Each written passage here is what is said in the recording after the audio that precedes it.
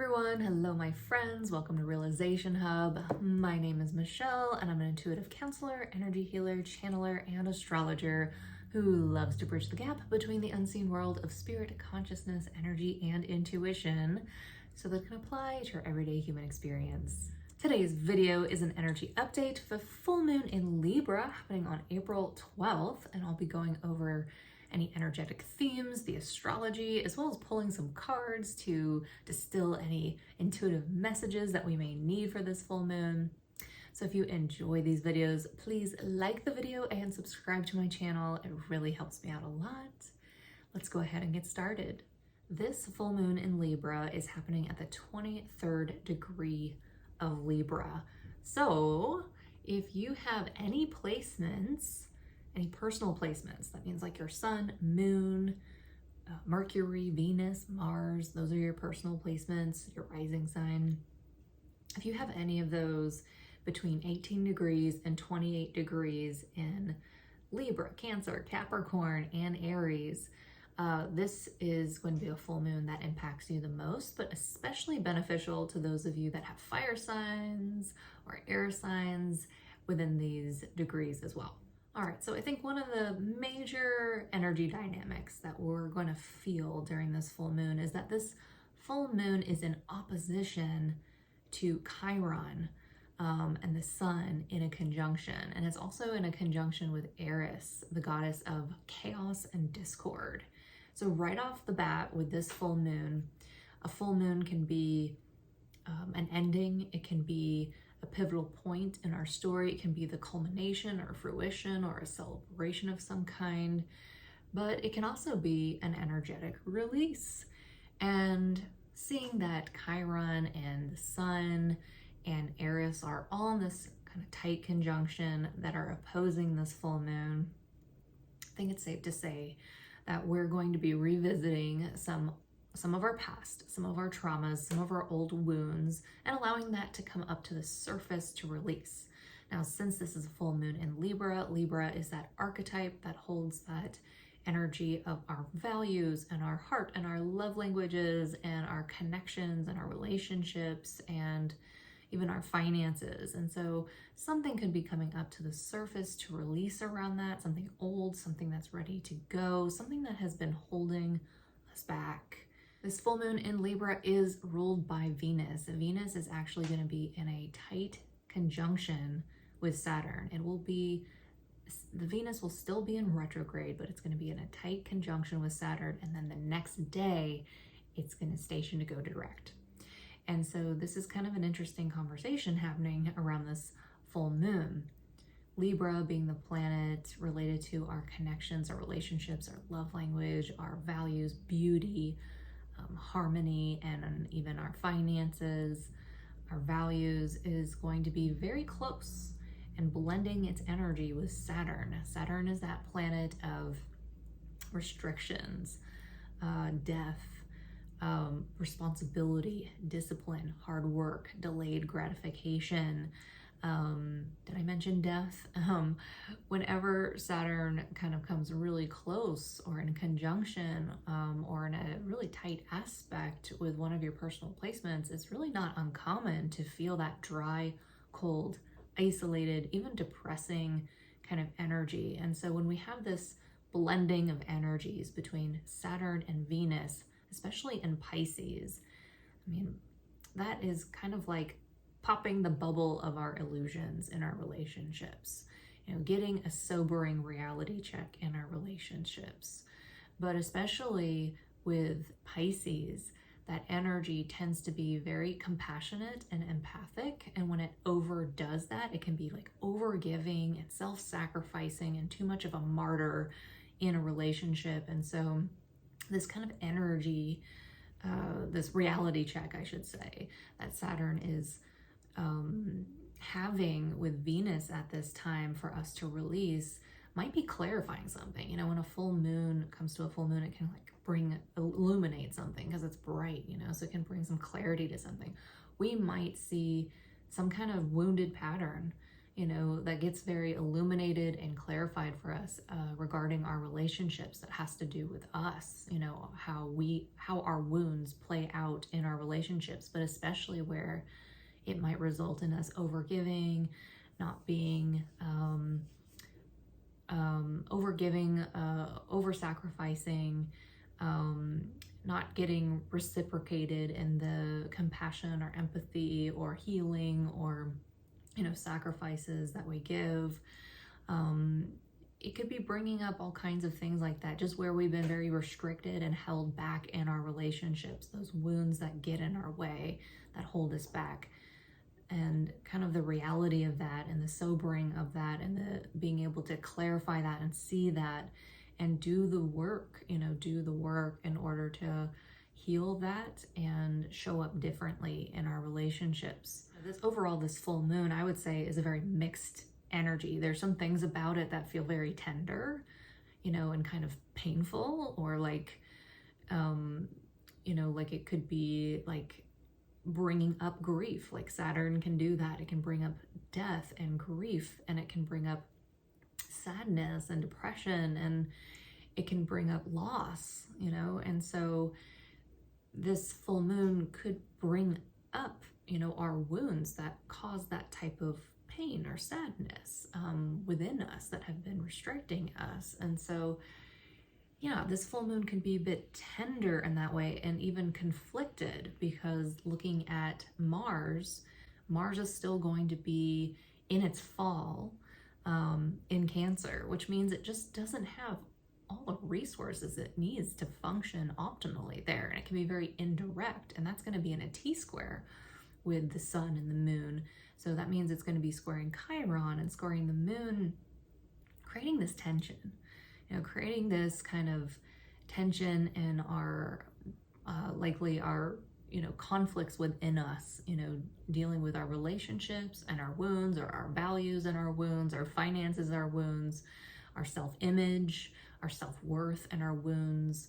Like all of that could be coming up to a tension point, for us to release, like inner conflicts, outer conflicts, especially in those personal relationships. Having Mars and Cancer, that can bring up personal relationships that are really close to us, things like family, people that we perceive as family, people that provide a sense of emotional security for us, people that we care about, that we want to nurture and protect, things that we want to nurture and protect.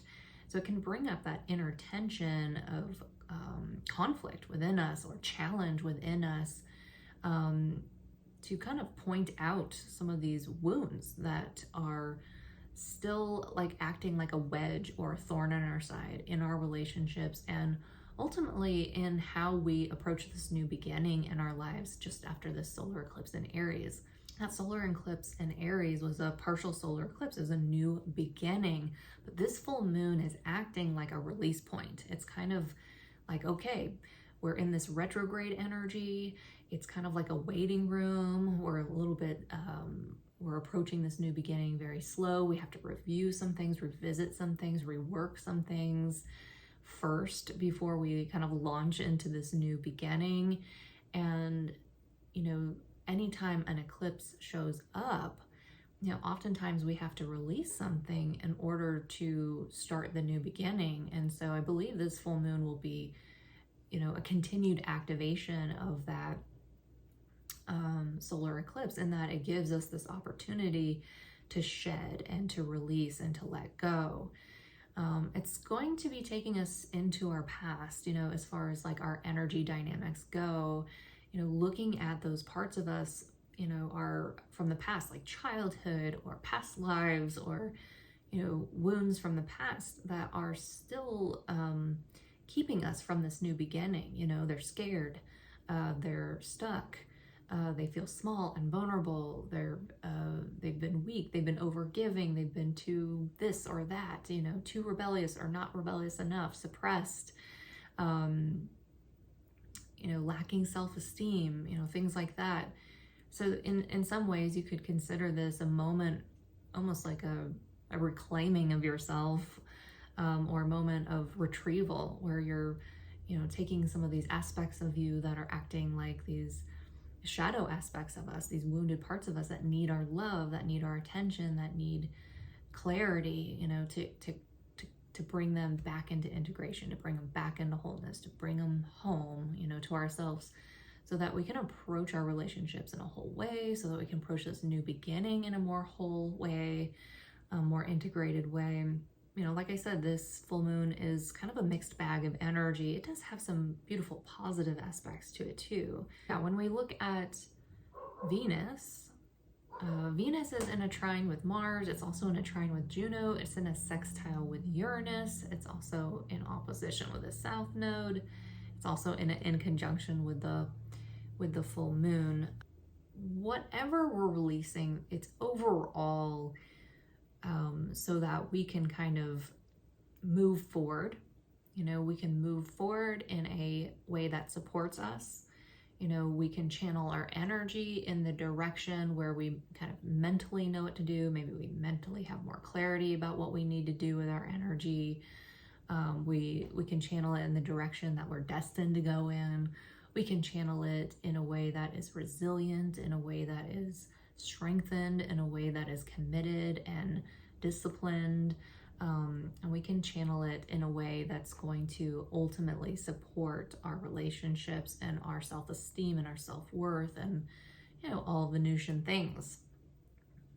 Seeing that it's trining Juno also just kind of speaks to it overall being supportive for our marriages and partnerships, you know, those close relationships. And you know, having that sextile with Uranus gives us the opportunity for change. It gives us the opportunity to awaken. It gives us the opportunity to, you know, bring in some of the higher mind around our relationships in this release. There's been a blind spot, you know, with Venus having that in conjunction with the full moon. There's that in conjunction with Venus and the full moon in Libra is kind of like having a blind spot where we've been like too much or not enough, you know, too much overgiving, too much empathy, too much sacrifice, or not enough, you know.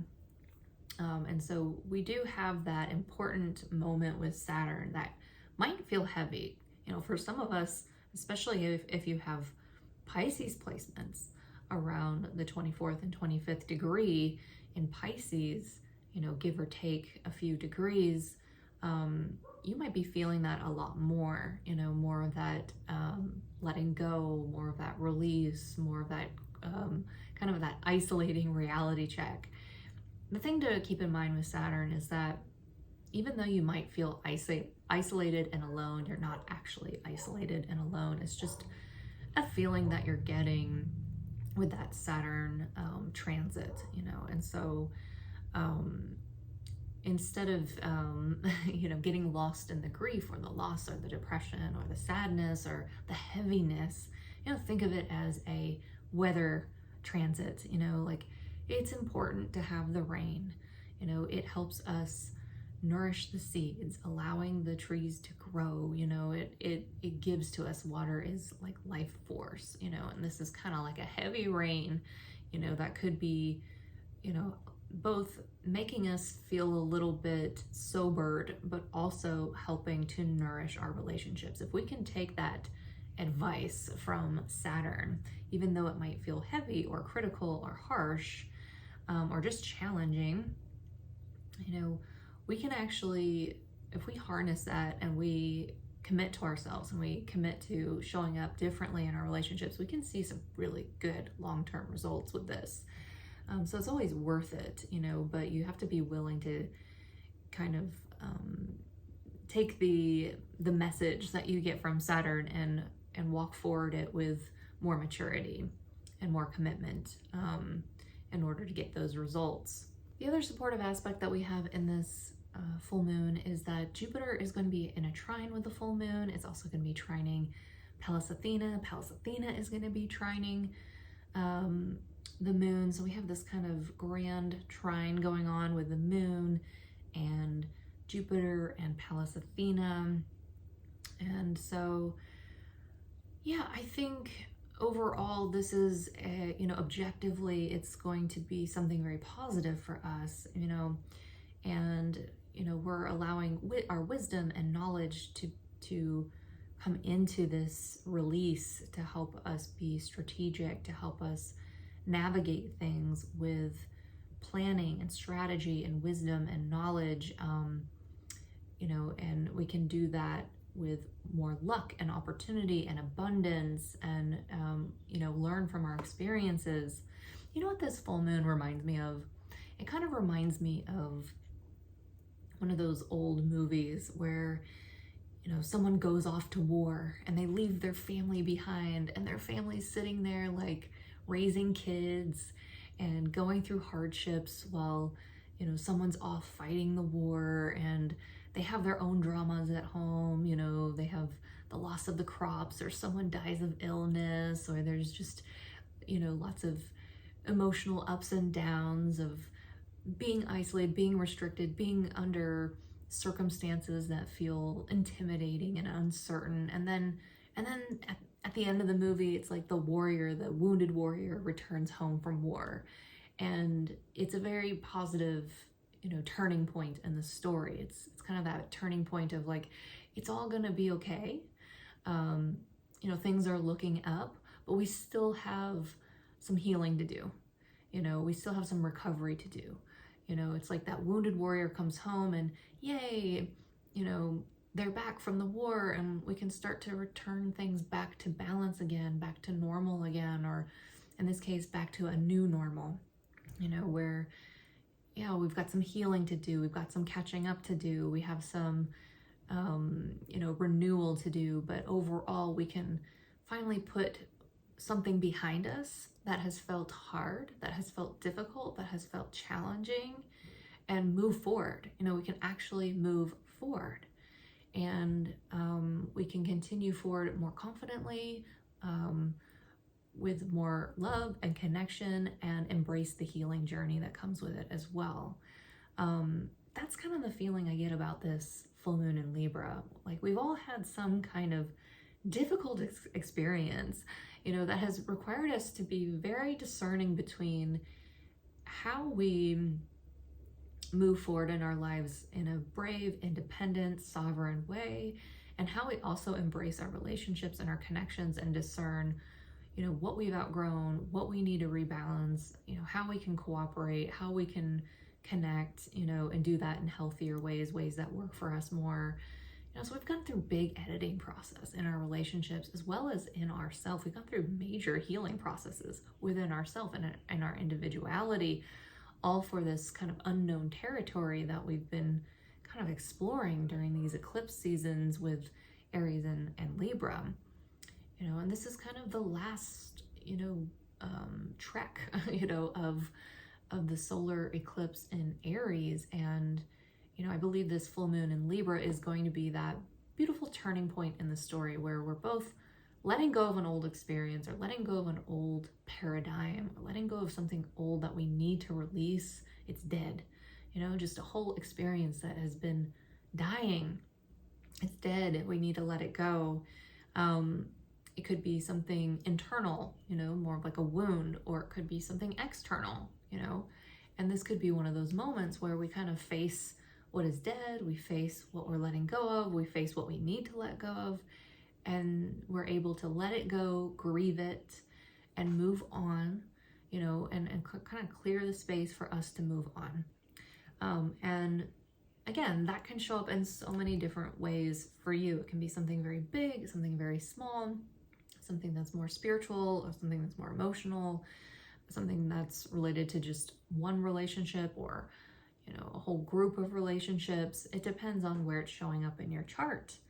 But nonetheless, this overall feels like a positive release, something that we need to do for the betterment of our long-term gain, and but it does seem like this full moon could be also tender in that it brings up those past things that we need to release, something that we could even care about a lot, in order for us to move forward. All right, so now I'm going to pull some cards to see if there's any other messages that want to come through for you. And today I'm going to use the card, the Muse. I think it's very aligned with those Venus energies. I'm also, because this full moon is ruled by Venus, I'm going to be pulling out the Divine Feminine. And because Venus is so lovely and full of beauty, I'm going to be pulling out some cards from the flower deck. So let's go ahead and just see if there's any other messages that we need for this full moon. All right, so we got the Lover card. We also have 9 of Voices, which is basically 9 of Swords. It kind of reminds me of like whenever we need to make a choice, or whenever we come into deeper connection, you know, especially with Saturn conjuncting Venus, there could be a deepening of commitment, a deepening of connection, something that lasts long term, which would require a conscious choice to do that. Oftentimes that can bring up all the doubts inside of us, all the things from the past inside of us that might question that choice, that might feel uncertain or fear that choice. I think it's interesting because it's coming with this 9 of Voices card, which is definitely related to fear. And having Venus conjuncting Saturn, Saturn can absolutely bring up fear. So we might be confronting some fears in our relationship that are coming from past wounds, you know, past traumas that are ready to release, that we have to consciously choose love over fear, for example.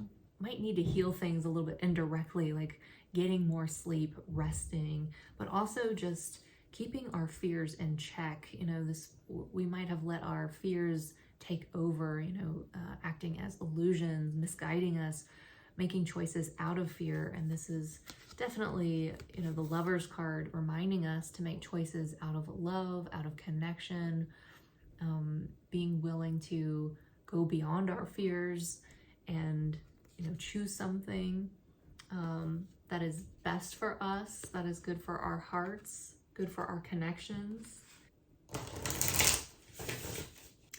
All right, we got 2 cards coming out from the Divine Feminine. One is the Mother of Imams. Love is my lineage and gratitude my religion. There's a lot of love energy coming out here. Yeah, how can we replace our, you know, show up in our relationships with more love and gratitude? The Cosmic Egg, the Divine Feminine. I hold the universe within me. I am the force of ever expanding love. Okay.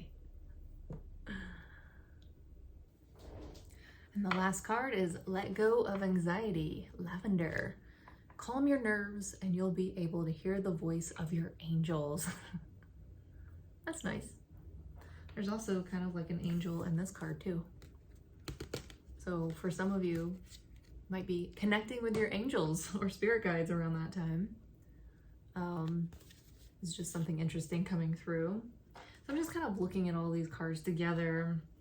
We're definitely letting go of the fears and anxieties. I think a lot of that has been fueling us, and we're kind of approaching things from a different place in this full moon. We're kind of releasing an old way of connecting and approaching our relationships and coming into a new way, one that's more loving and you know, goes beyond our fears. All right, so we've got the Cosmic Egg. The Cosmic Egg is the essence of the Divine Feminine. It is the ultimate symbol of the creative force that exists within each one of us. It's dark, loving womb that holds and protects all creative expressions of life. If we allow what's within us to emerge in divine timing, in our soul time, then what's within us will transform. The egg is the trust that what is ours can never be taken from us, so there's no need to answer the ego's push to rush the process, to impress others, or to complete something on someone else's timeline. The egg is the faith that our process is sacred, that even in the midst of what looks like chaos, delay, or even death, there's a tendril of new life that needs only our trust to eventually take form. And the egg is the knowing that life begins again after death from within. Wow. So definitely was seeing that death energy. And I think this is kind of letting us know that we need to trust, you know, whether something is being delayed, whether it's something we have like a death process or release, that we can trust, and know that there's some kind of thread of light taking us in the direction that we need to go in our sacred journey and our timeline. Fatima, I think that's how you say it. Mother of Imams, love is my lineage and gratitude is my religion. The role of housewife or stay-at-home mom is sacred if it's consciously chosen. It is a profound contribution to raise and reconstitute the world. There is a legacy of love that can be inherited by the whole family from such undivided attention and presence. Fatima restores the significance and importance to the spiritual path of motherhood. Fatima is also a call to step back, take a deep breath, and take inventory of how much you can be grateful for right now and in this moment. She releases you from the unreal expectations of yourself, whether you have mothered a child, a friend, or yourself. Fatima helps you see again the vital role that nurturer provides. She offers the perspective that says love is the family we all belong to, and gratitude is the state of wealth we get to live in. Yeah, you know what this reminds me of is Mars in Cancer, kind of squaring this moon in Chiron. One of the wounds that we might be dealing with is just where we've gone unseen, where we've been nurturing and giving and loving and showing love, and where that hasn't been valued by ourselves or others, and where we can start to value that now, even if it's something that perhaps has not made you money or finances or are not, physically valued out in the world. You can value the healing that you bring to a relationship. You can value the laughter, the joy, the creativity, the fun, the magic that you bring to a relationship. Not everything we bring to our relationships has to be measured through money and, outside status and success, in the capitalistic or patriarchic world that we exist in. We can validate the value that we bring to our family, our relationships, our friends, what we grow and nurture, and let that be enough, and so that could be like an elixir for some of the wounds that we have coming up to the surface, maybe where we haven't valued ourselves in our relationships. So overall, it seems that these cards are kind of delivering a message of letting go of our fears and our anxieties, trusting the process, accepting and allowing things that you're releasing and letting go of at this time, making confident choices with love and trust and forgiveness even, and gratitude. All right, it's a beautiful little message coming through. So again, this full moon is kind of a mixed bag of energies. Definitely give yourself some time, to be with yourself, connect, ground, release. Might not be a bad time to get an energy healing or to do some energy work on yourself. Definitely a good time to do a review on the way you show up in a relationship, and especially some of your past and the ways it's been holding you back as you are about to move forward in this new beginning after this solar eclipse. So this full moon is a nice moment where we can kind of be in that hiatus or that slowdown or that waiting room, reviewing things, as we kind of allow ourselves to release something that's been holding us back, so that we can have a clear path forward and kind of go into that new beginning, once the Mercury and the Venus turns direct, out after these retrogrades, as we get into April and May. I think that we'll be getting more of that new beginning starting to percolate in our lives, and more freed up in order to go in that new direction after doing this much needed release of things that are old, things that we've outgrown, things that are holding us back. Thank you so much for watching. I appreciate you so much. Again, if you enjoy these videos, please like the video and subscribe to my channel. It really helps me out a lot, and definitely love hearing from you. So if you have anything coming up to the surface ready to release, you want to share with me what you're going through, what placements you have in your chart, I'd love to hear from you. You can leave me a comment below. Thank you so much and take care. Bye.